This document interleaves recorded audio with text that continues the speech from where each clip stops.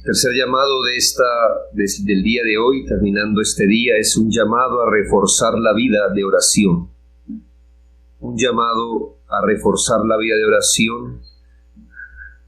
Sería extraño tocar el tema, pero hoy tengo el gran privilegio de dirigirme a ustedes como iglesia en el día 231 de nuestras oraciones continuas y conjuntas que se transmiten de lunes a sábado, que consideramos más bien un asunto de devoción privada, pero que sin duda, como tal, han repercutido en la vida de la iglesia como se supone que deba ser. También se me ha concedido la gracia de predicar otra semana más, en las que las reuniones de oración como iglesia se siguen manteniendo, a pesar de algunas restricciones civiles que existen al respecto, y que sin ninguna duda han dado estructura a las oraciones privadas, como se supone que sea.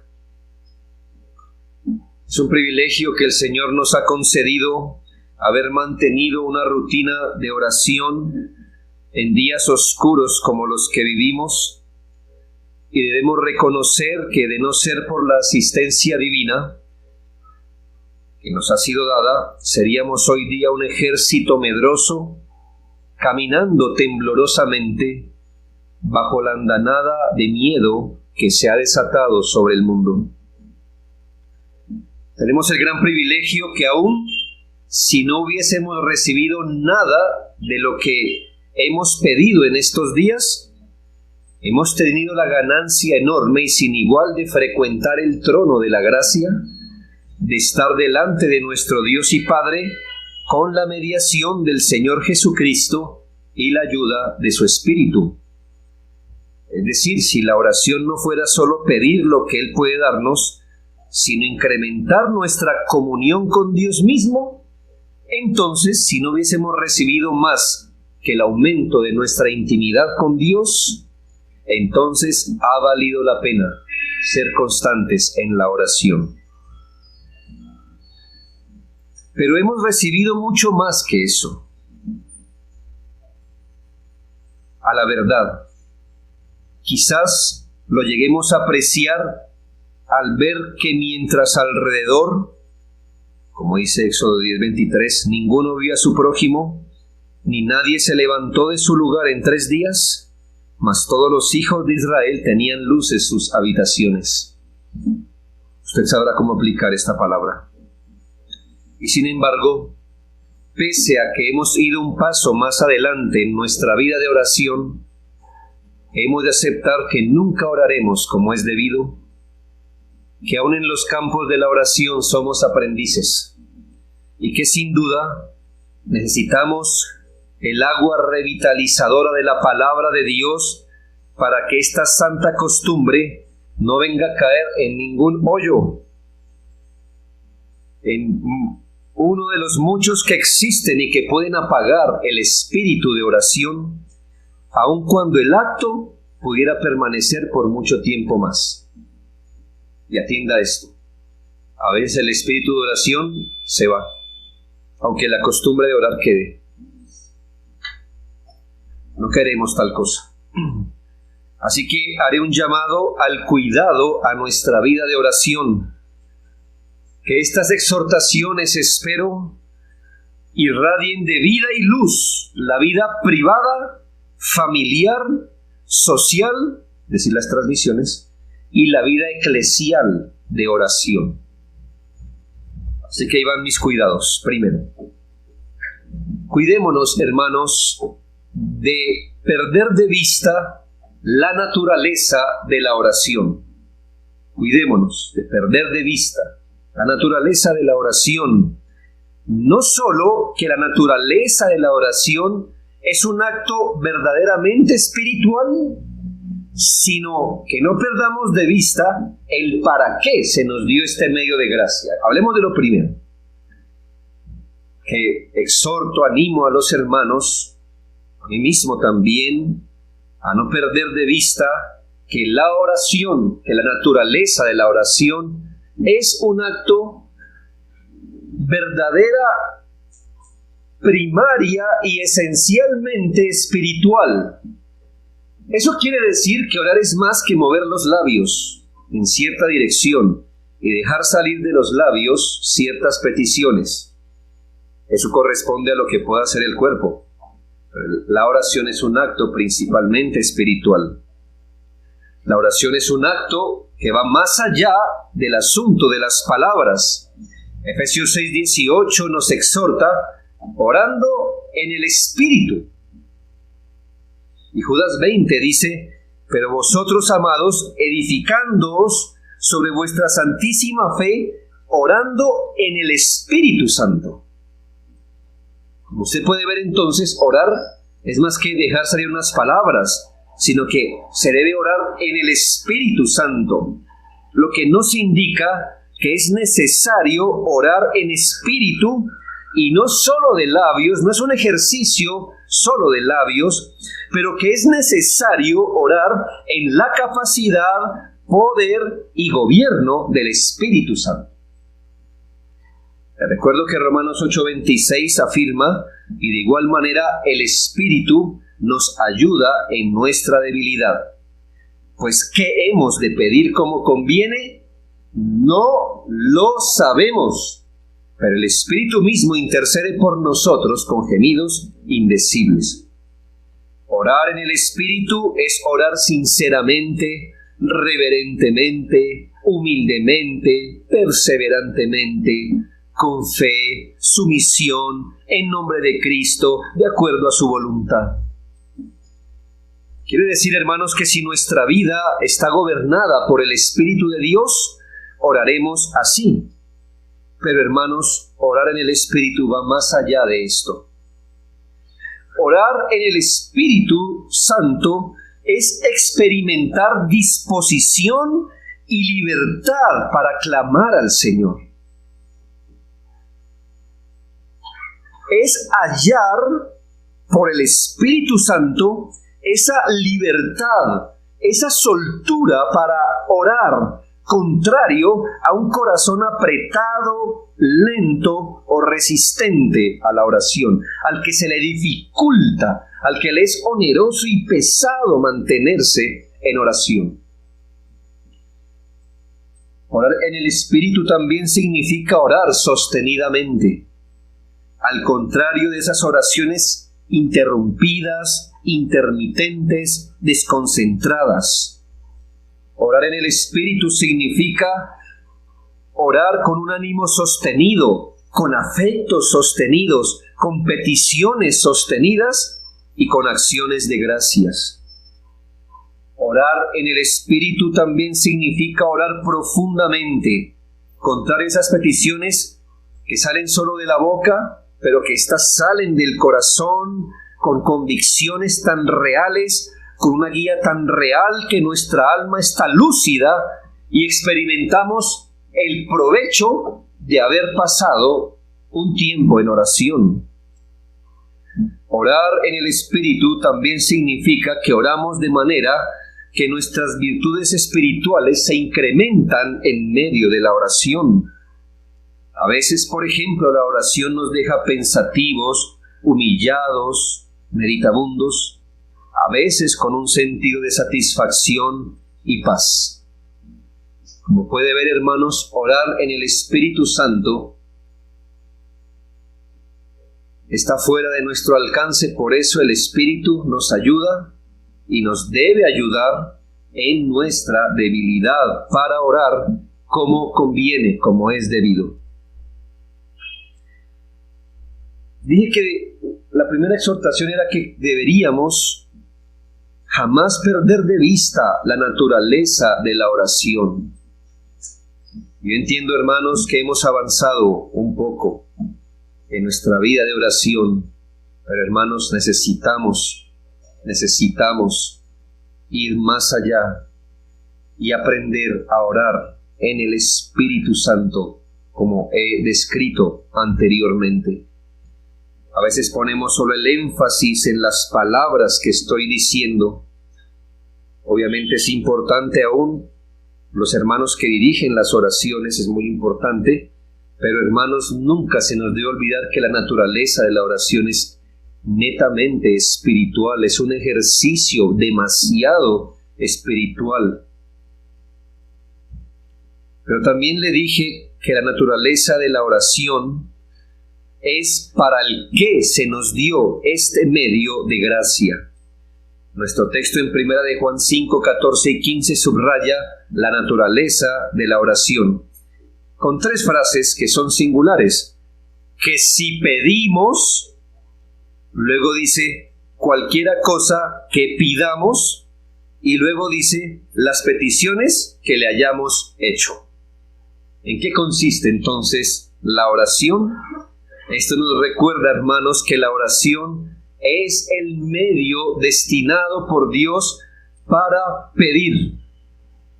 Y se remarca para que recordemos que si Dios nos ordena pedir algo en oración, es porque Él ha destinado este medio para darnos lo que nos quiere dar. ¿Acaso lo hemos perdido de vista, hermanos?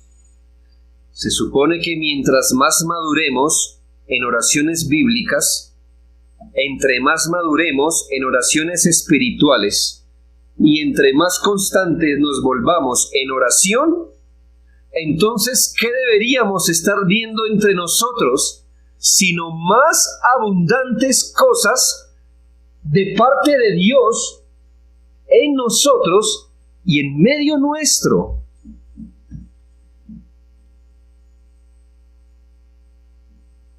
Si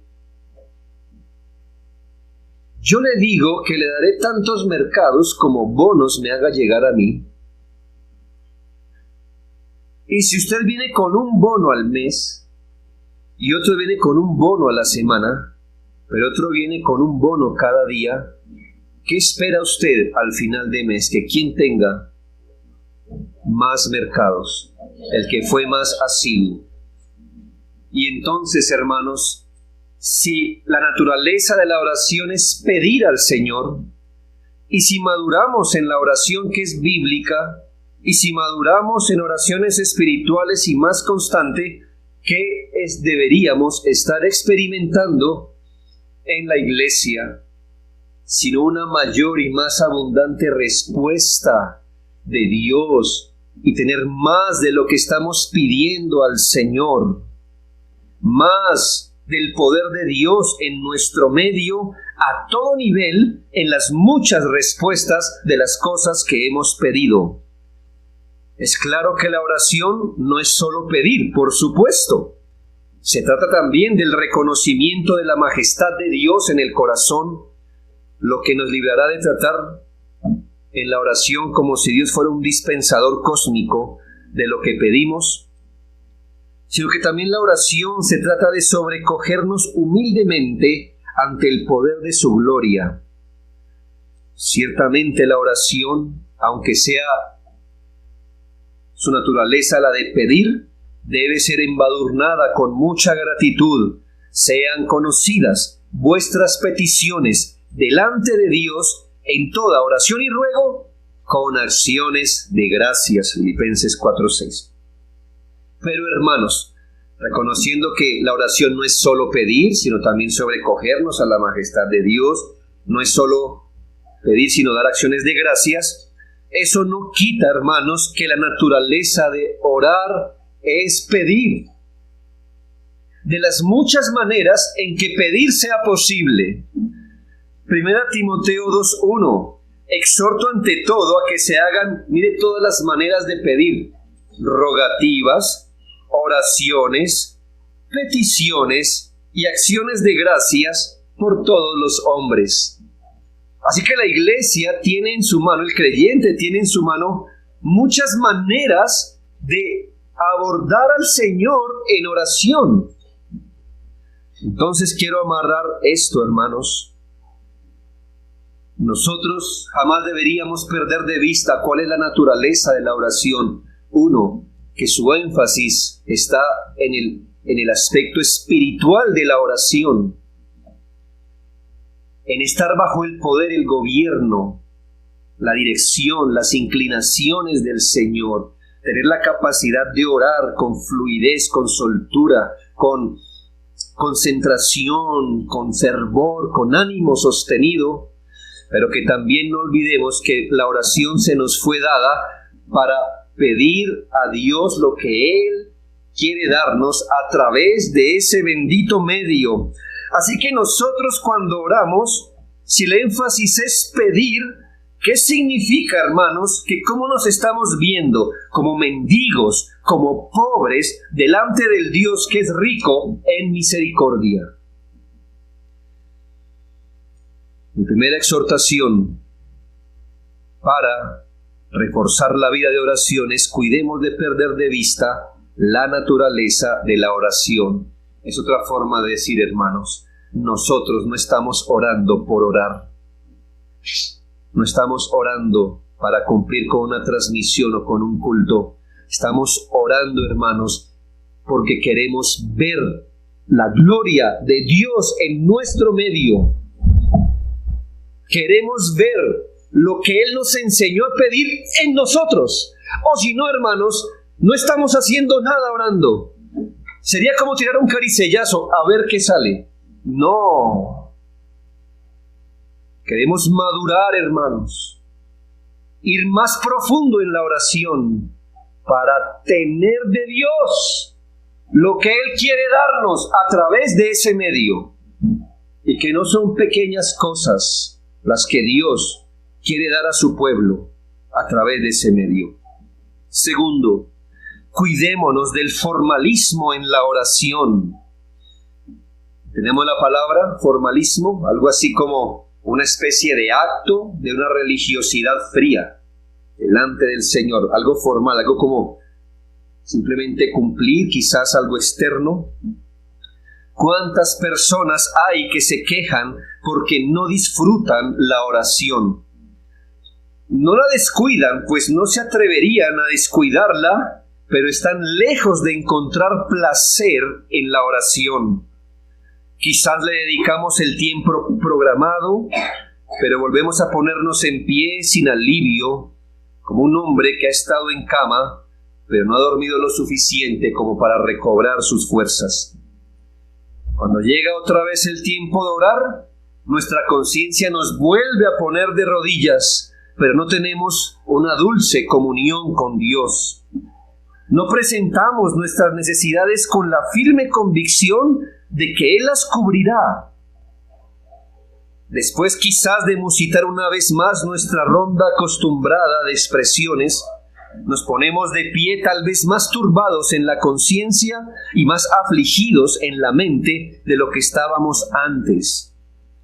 Creo que hay muchos cristianos que tienen esta queja, que oran, no tanto porque sea algo bendito que les permita acercarse a Dios, sino porque deben orar, porque es su deber, porque sienten que si no lo hacen, pierden una de las evidencias ciertas de su condición como cristianos. Oh, hermanos, ese es el formalismo. Cuando usted puede hacer el acto sin el deleite. Cuando usted de hecho cumple con el acto puntualmente, aunque no se deleite, no se goce en ello. El formalismo, la religiosidad muerta en este deber, es otra manera del enfriamiento o el decaimiento de este santo privilegio. El enfriamiento en la vida de oración puede hacer que un hombre deje de orar. Eso queda claro. Hay gente que cuando se enfría espiritualmente deja de orar. Pero el enfriamiento también puede venir cuando la costumbre permanece, pero ya la oración se constituyó en formalismo y religiosidad fría. Al venir del Espíritu Santo, el espíritu de oración tiene a veces las mismas cualidades que el Espíritu Santo. ¿De dónde viene el espíritu de oración? Pues del Espíritu Santo. Así que el espíritu de oración a veces tiene las mismas características del bendito Espíritu del que procede. Recordemos que el Espíritu Santo puede ser contristado si no se le da su lugar con deferencia y disposición. Y así, hermanos, el espíritu de oración puede ser apagado por casi las mismas causas por las que se apaga el Espíritu Santo. Winslow enseña: debemos buscar y extirpar todo lo que entorpezca la oración. Hay muchas cosas que debilitan la oración verdadera. El pecado que no ha sido mortificado, el pecado del que no nos hemos arrepentido, el pecado que turba la conciencia, la mentalidad mundanal, las conversaciones ociosas, las discusiones vanas, el trato asiduo con personas frías, formales, quizá inconversas.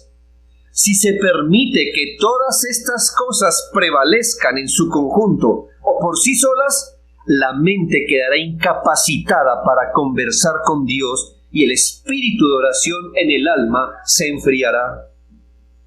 Por eso él exhorta: considera como perjudicial todo aquello que ponga en juego tu mentalidad devocional, lo que reduzca tu tiempo de oración y embote el regocijo santo que de él obtienes. Cuidémonos, hermanos, cuidemos la vida de oración, porque usted puede decir: yo todavía estoy orando. Sí, la costumbre puede permanecer, pero no el espíritu de la oración. Esta puede volverse formalista, de religiosidad muerta.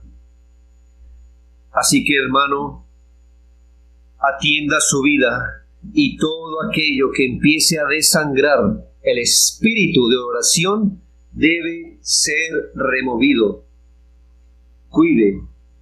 Cuidemos nuestra vida de oración. Tengo más exhortaciones, pero con estas me propongo dos cosas: seguir dando las exhortaciones que vengo dando, pero también tengo en mente algo: cómo salir del formalismo en la oración. Tengo esas dos cosas en mente. Así que es mi tercero, pero primero, digamos tercero. Cuidémonos de ir a la presencia de Dios en oración sin peticiones reales. Sin peticiones reales. Piensa en este cuadro. Usted va por la calle, hay un mendigo que estira la mano y le dice: deme una monedita, como dice, ¿no? Por el amor de Dios, no sé, deme una monedita. Y entonces usted toma y le da una monedita y él la mira y dice: en realidad no me esperaba una monedita. ¿Qué entonces piensa usted de él? Y entonces, ¿por qué estaba pidiendo? Estaba pidiendo una moneda, le dio una moneda y dice: pues, yo ni me esperaba que me diera una moneda. Está pidiendo una moneda que quería. Hermanos, nuestro texto que hemos usado, Primera de Juan capítulo 5, parece que nuestro texto no contempla que los hijos de Dios vayamos a Dios en oración si no tenemos nada que pedir. Yo sé que estoy siendo un poco irónico, pero nuestro texto no espera que alguien ore cuando no tenga nada que pedir. ¿No necesita nada? No ore. ¿No quiere nada? No ore. Nuestro texto presupone que el que ora es porque tiene algo que pedir. Si no tiene nada que pedir, o si no tiene realmente el deseo de recibir lo que pide, entonces no ore. Estoy siendo irónico, hermanos. ¿Por qué? No necesitamos nada, hermanos, como cristianos. La oración no es oración si no hay un desbordamiento de los deseos por algo legítimo, es decir, por algo que sea la voluntad de Dios, revelada en su palabra. Para que la oración tenga algún valor, debe tener peticiones definidas por las cuales suplicar. A menudo divagamos en nuestras oraciones yendo tras esto y lo otro, sin obtener nada, porque en cada caso no deseamos nada realmente. Es un simple formalismo. Bendícenos, bendice mi familia, bendice esto. Es formalismo, porque realmente Dios, que mira el corazón y mira y dice, este realmente no desea esto que está pidiendo. No lo desea.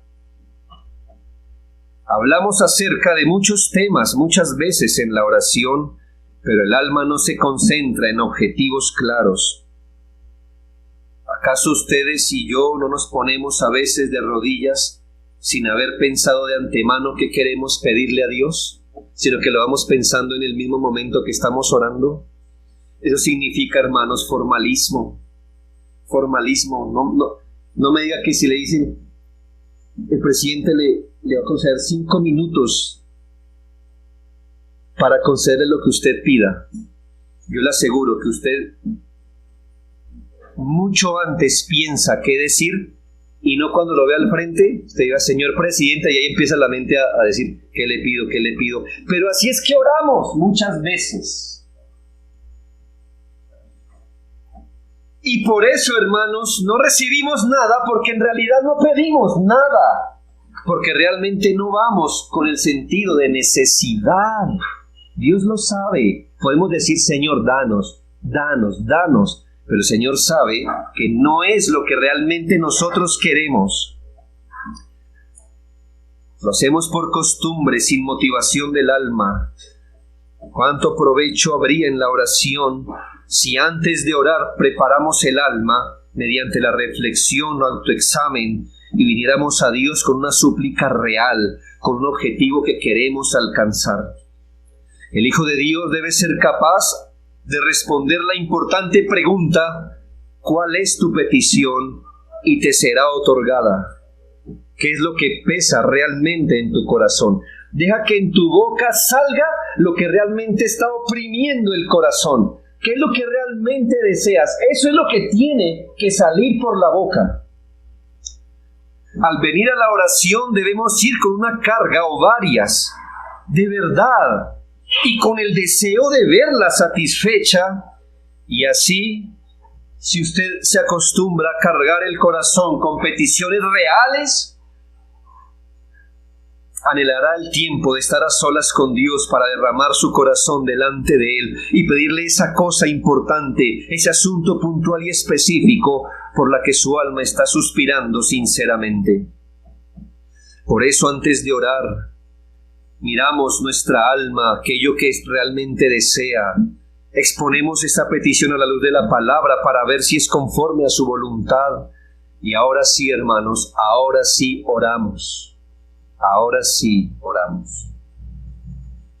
Yo aconsejo a los hermanos que dirigen una oración. Por eso pasamos peticiones antes. Y por eso más de una semana antes usted sabe cuándo le toca dirigir una oración. Por favor, no nos dirija en sus oraciones formalistas. Vaya con las peticiones que estén haciendo desangrar su alma. No nos haga orar por cosas que ni siquiera usted está convencido de que las quiere, o que las necesita, o que nosotros las necesitamos. Por favor, mire su alma, contrástelo con que si eso es legítimo o no, porque a veces nuestro corazón quiere cosas que no es legítimo. Pero vaya entonces y derrame el corazón delante de Dios privadamente, pero obviamente también cuando dirige. Si usted no ve que necesita ninguna misericordia espiritual, si no ve que usted necesita ninguna misericordia espiritual ni temporal, pues entonces eso mismo habrá que decirle al Señor. Señor, aquí estoy en esta oración con una petición. Hazme consciente de todo lo que necesito de ti, porque soy este enfermo que sabe que está leproso, y no le duele. ¿Cómo es esto que me está pasando a mí? Tu palabra me describe. Yo soy el hombre pecador, el hombre mendigo, el hombre como la mujer sirofenicia. Yo soy ese. Pero vengo a la oración y no creo que necesito de tu misericordia. Es una buena petición, ¿sabe? Para que derrame el corazón ante Dios. Eso es mejor que elevar oraciones que realmente nuestra alma no vea como una necesidad. Es mejor, prefiera presentarse ante el Señor diciendo: Señor, parece que hoy no necesito nada, pero yo sé que es mi pecado, porque yo sé que necesito. Es mejor esa oración y no que se presente con peticiones ante el Señor que Dios sabe que no le pesan en su alma. No le pesan en su alma.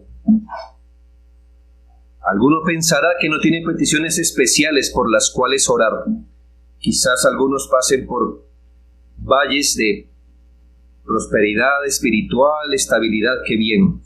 Alguno pensará que no tiene peticiones especiales por las cuales orar. Dejemos que el sabio Spurgeon responda. Mi querido hermano, no sé quién seas o dónde vivas, para que no tengas objetivos especiales por los cuales orar. Pero yo descubro que cada día trae ya su necesidad o su problema, y que yo tengo algo que pedirle a mi Dios cada día. Pero si no tuviéramos ningún problema, mis queridos hermanos, si hubiéramos alcanzado tal estatura en la gracia que no tuviéramos necesidad de pedir nada, ¿acaso amamos tanto a Cristo que no tenemos necesidad de orar para que le amemos más? ¿Poseemos tanta fe que hemos cesado de clamar: Señor, aumenta nuestra fe? Y si no tienes ningún deseo, basta con que le preguntes al primer cristiano atribulado que encuentres, y él te compartirá un motivo de oración. Responderá él: si no tienes nada que pedir para ti, ora por mí. Pide que el Señor alce la luz de su rostro sobre un corazón desalentado. Pide que el Señor envíe ayuda a algún ministro que ha estado laborando en vano y desgastando sus fuerzas infructíferamente, etcétera, etcétera. Hasta ahí la cita. Cuando hayas terminado con lo tuyo, suplica por otros. Y si no te encuentras con alguien que pueda sugerirte un tema, mira esta gigantesca Sodoma y Gomorra que tenemos por ciudad y por país. ¿No clamas al Señor? ¿Quieres que te invite a la plaza de la Gaitana después de las 7 de la noche para que se te parta el corazón? ¿No? ¿No clamarás? Ojalá mi país viva delante de ti, Señor. Ojalá mi ciudad pueda conocer, aunque sea una vez en su historia, a Cristo. Ojalá en mi localidad hayan más iglesias que prostíbulos. ¿No?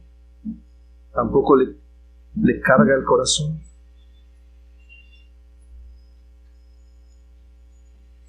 Dios tiene pueblo en Suba. ¿No orará porque el Señor los traiga a Él? Mi tercera exhortación: cuidémonos de ir a la presencia de Dios en oración sin peticiones reales. La otra va muy relacionada. Cuidémonos de frecuentar la oración sin verdaderos deseos. Y esto va más allá, hermanos, porque usted puede elaborar una petición, pero Dios mira el corazón. Junto con un objetivo de oración definido, es igualmente necesario que haya un deseo verdadero para alcanzarlo.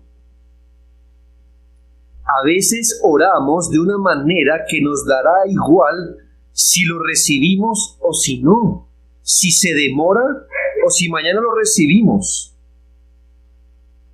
Hermanos, a veces nuestra manera de orar demuestra que no tenemos deseos de recibir lo que estamos pidiendo o no ahora. Está bien si el Señor nos responde mañana o en en 50 años, da igual. Oh, hermanos, Dios no nos dio las oraciones para tal cosa.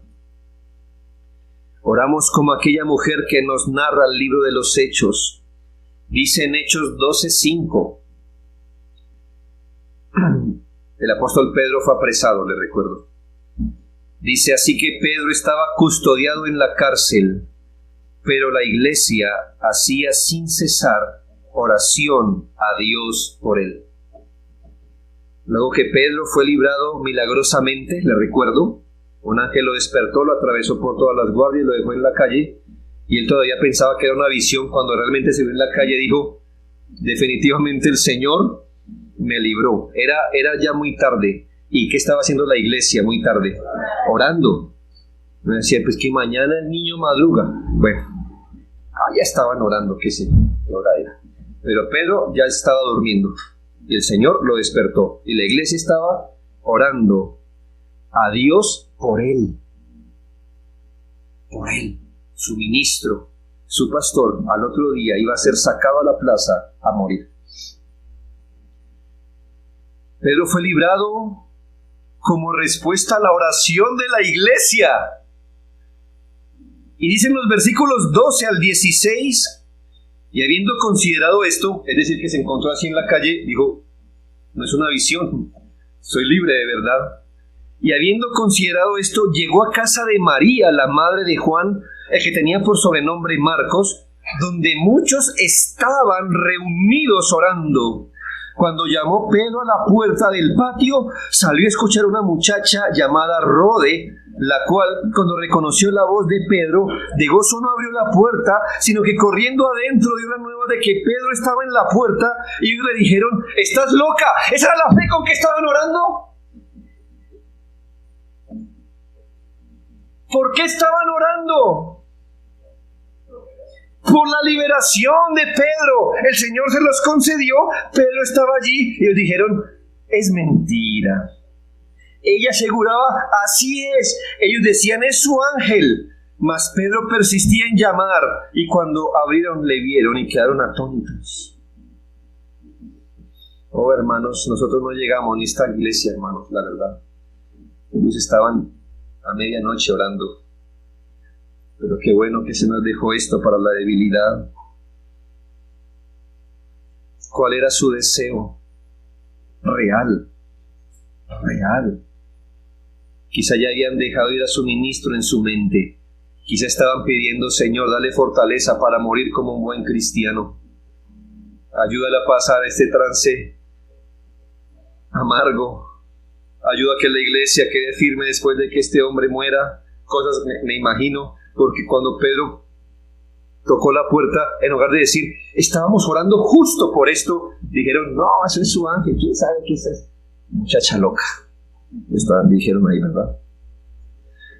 Dice alguien, las oraciones sin un ferviente deseo piden ser rechazadas. Cuando le pedimos al Señor con tibieza y sin fervor, es como si detuviésemos su mano y le impidiésemos darnos las mismas bendiciones que pretendemos estar buscando con las palabras.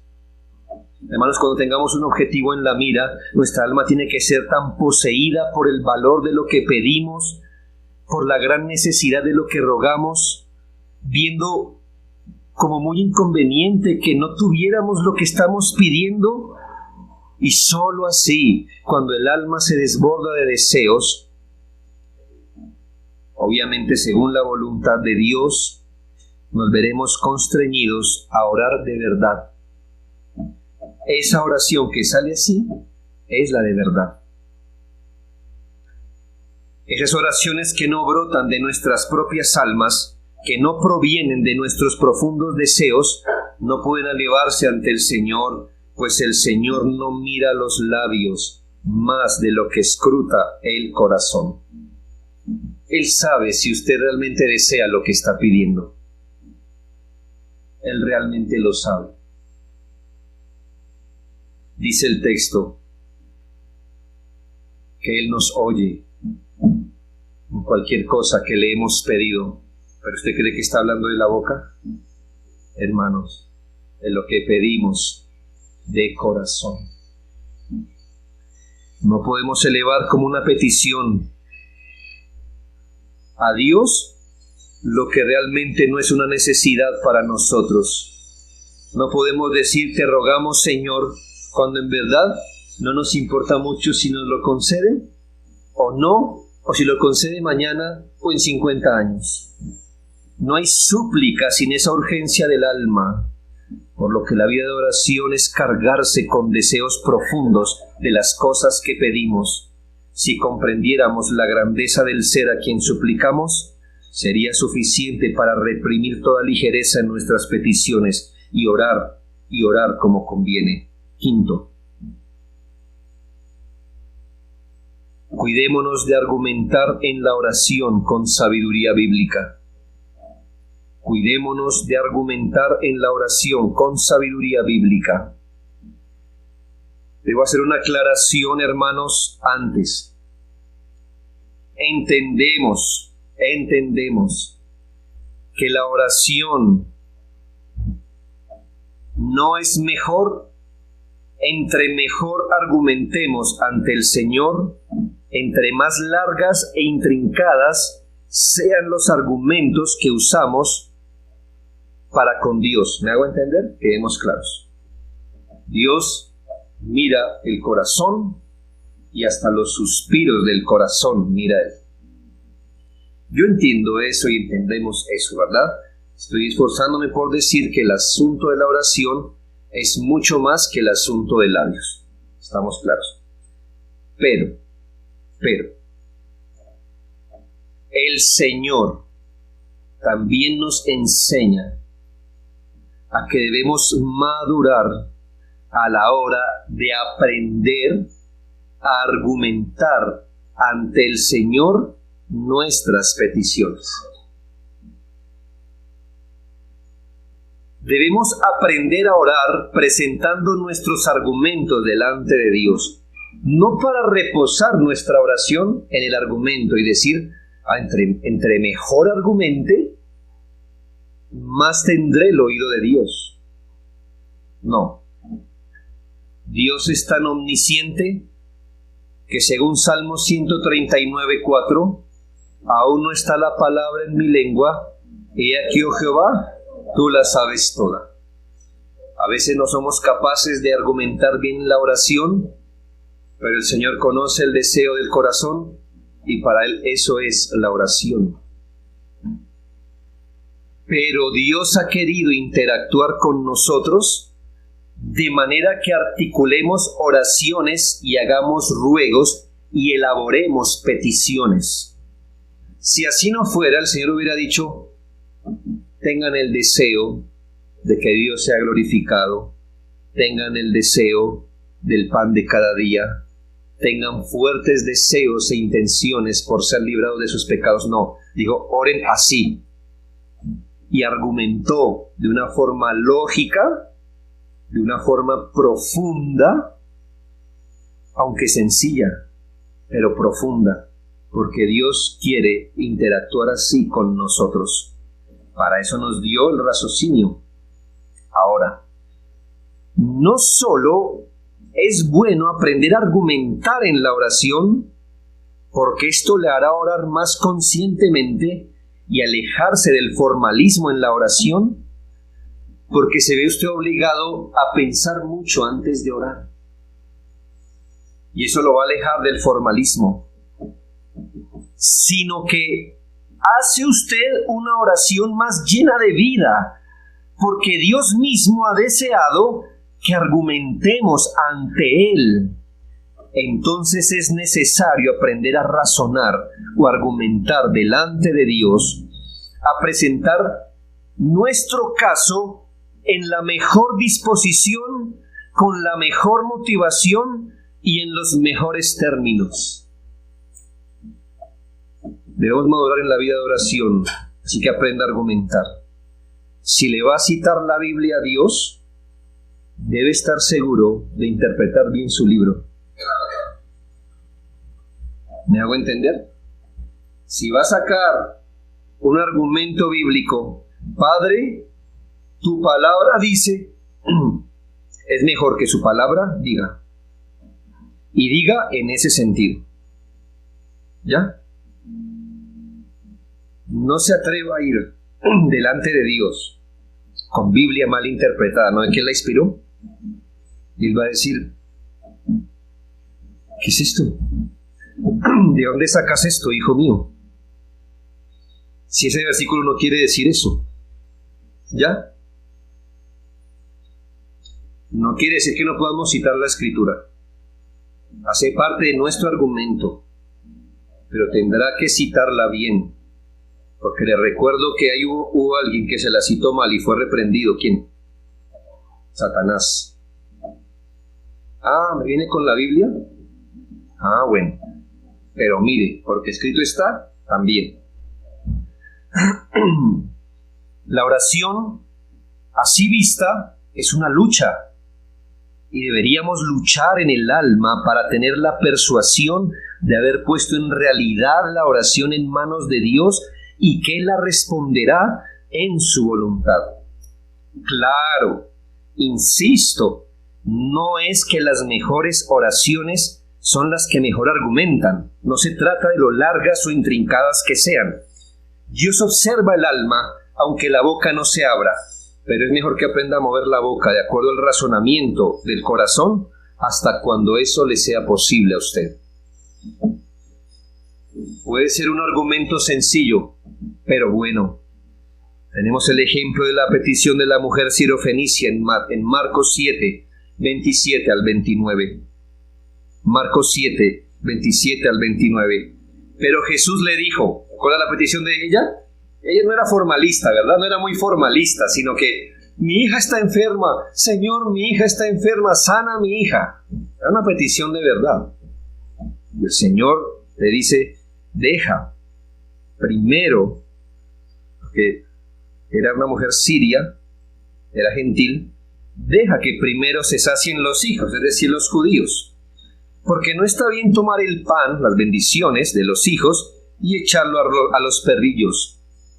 Mire esta oración, pequeña, pero mire su argumentación, profunda.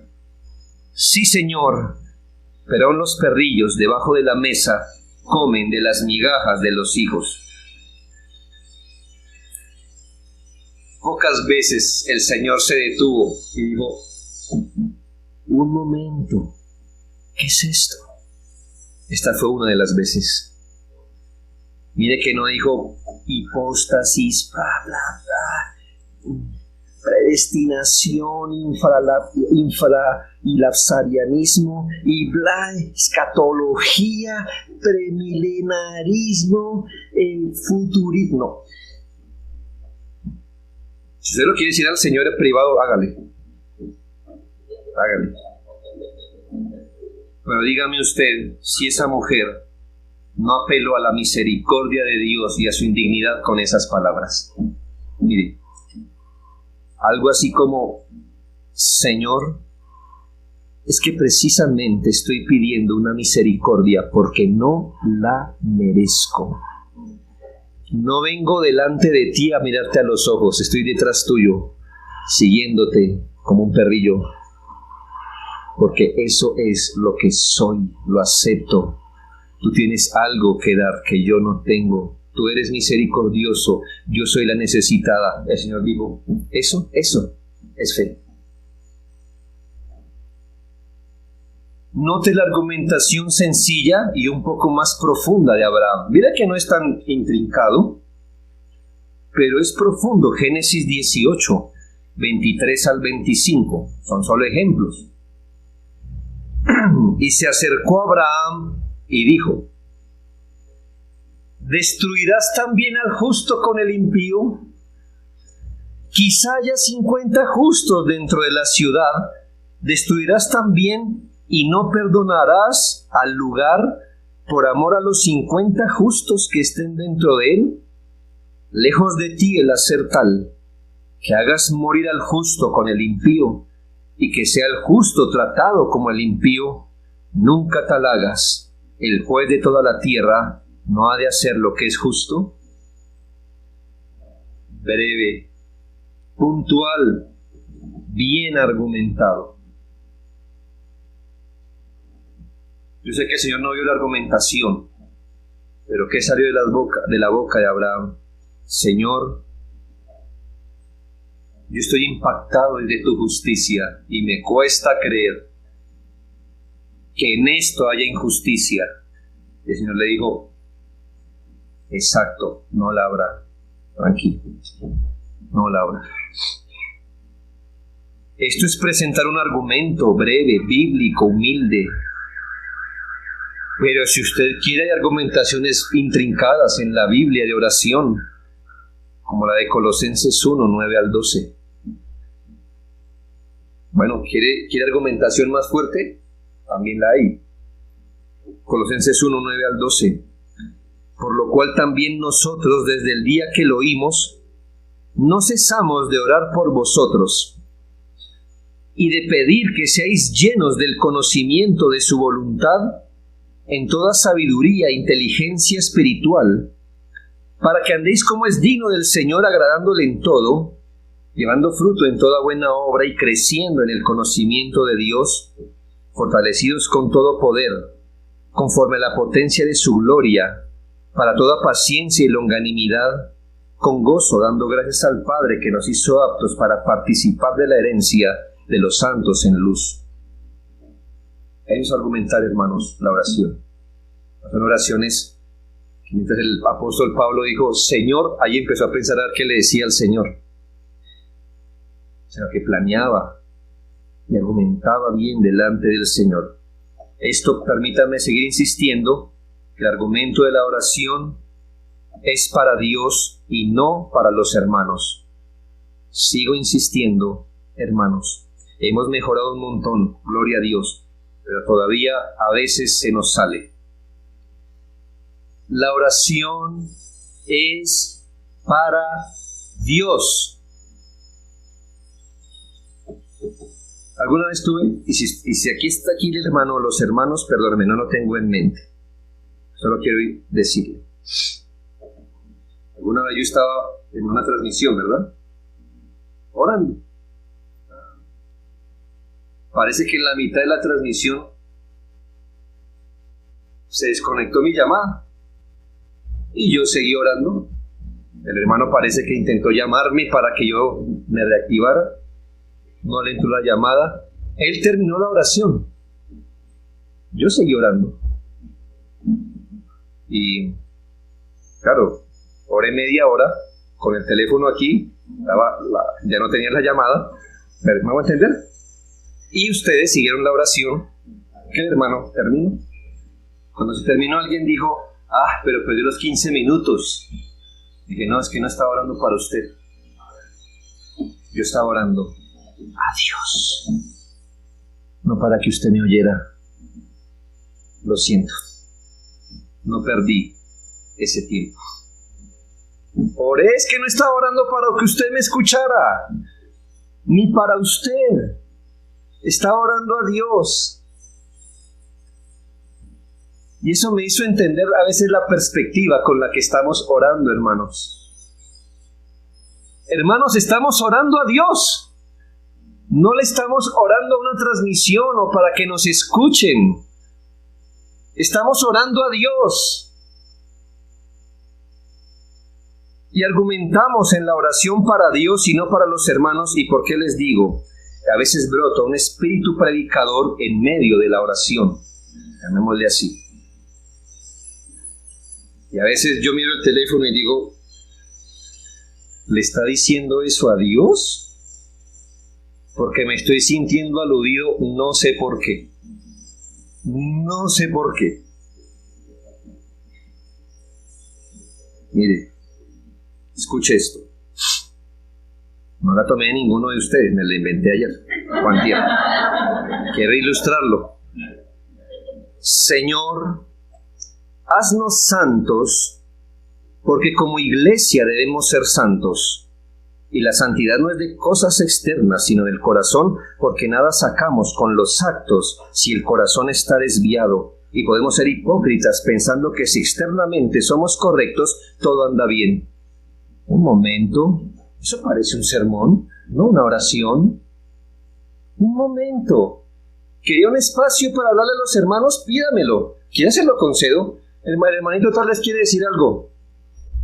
Y se lo pongo. Si le quiere decir algo a los hermanos, le quiere predicar. ¿Tiene muchas ganas de predicar? Hable conmigo. Haré uno o dos hermanos y les predica. ¿Ven? Hasta yo me pongo ahí y hago el esfuerzo por escucharlo. ¿Listo? Hermanos, decirle a Dios, porque nada sacamos con los actos si el corazón está desviado. Y podemos ser hipócritas, pensamos que si externamente somos correctos, ¿a Dios le está diciendo eso? ¿De verdad? ¿Será que le va a decir, ay, gracias por enterarme, hijo mío? Anormal. ¿No sería más bien clamar, rogar y pedir? Vos a las mismas palabras. Señor, danos santidad verdadera. Danos santidad no solo de actos. Ayúdanos a no caer en hipocresía. Líbranos del autoengaño. Suena distinto, ¿no? Lo que pasa es que en una usted tiene en mente los hermanos, en otra, Dios. Cuidado con las oraciones sermón. Dios no necesita su sermón, lo sabía, ¿verdad? Espero que lo sepa. Somos nosotros los que necesitamos los sermones y las oraciones, pero el tiempo de oración es para orar, no para predicar. ¿Ya? Mi conclusión. Hermanos, ¿creemos en la oración de verdad? Yo sé que oramos porque somos el pueblo de Dios, pero ¿creemos en el poder que Dios le ha designado a este medio de gracia que es la oración? Hay un gran número de cristianos que no.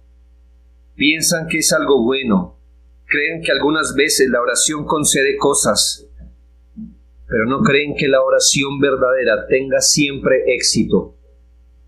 Nuestro texto dice lo opuesto. Y esta es la confianza que tenemos en Él, que si pedimos alguna cosa conforme a su voluntad, Él nos oye. ¿Cuántas veces ve usted la excepción? Ninguna. Cada vez que pedimos conforme a su voluntad, Él nos oye. Y sabemos, dice la Escritura, que tenemos, y si sabemos, escuche bien,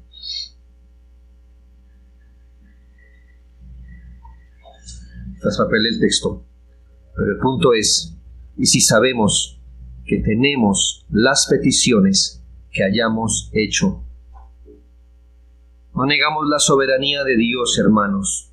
La oración no tuerce el brazo soberano de Dios, no.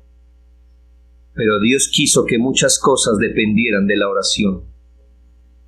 Cuando nuestra oración es escuchada, la creación no es alterada, la providencia no será desordenada ni un solo instante, ni una hoja caerá más pronto de un árbol, ninguna estrella detendrá su curso, ninguna gota de agua caerá más lentamente de su fuente, todo continuará siendo igual y sin embargo la oración lo habrá afectado todo, porque Dios nos habrá escuchado.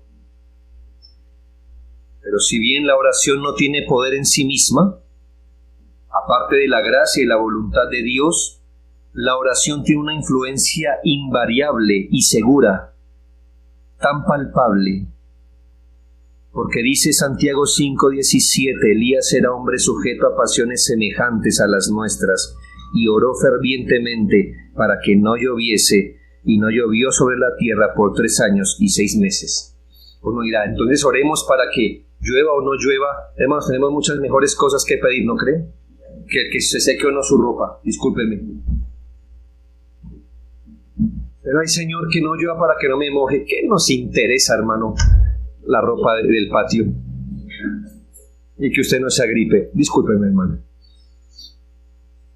Tenemos unas tareas solemnes en la iglesia para poder orar en nuestras propias vidas, hermano. Cuando los creyentes oramos realmente, no se trata si Dios nos oirá o no. ¿Qué dice nuestro texto? Nos oye. No porque haya poder en la oración misma, sino porque hay una bendita obligación divina en la promesa que Él hizo. Él lo dijo. Pidamos más espíritu de oración, hermanos. Cuando tengamos el privilegio de dirigir una oración, representemos en ellas el deseo del pueblo de Dios en todo lo que nuestros hermanos pedirían como cristianos y esperan recibir como cristianos. Temo decir, hermanos, que hay oraciones que no le sacan un amén a la iglesia. ¿Sí se ha escuchado? Hay oraciones que no le sacan un amén a la iglesia. Porque aquí viene el hermano con las mismas palabras, mentalmente, ya no las sabemos.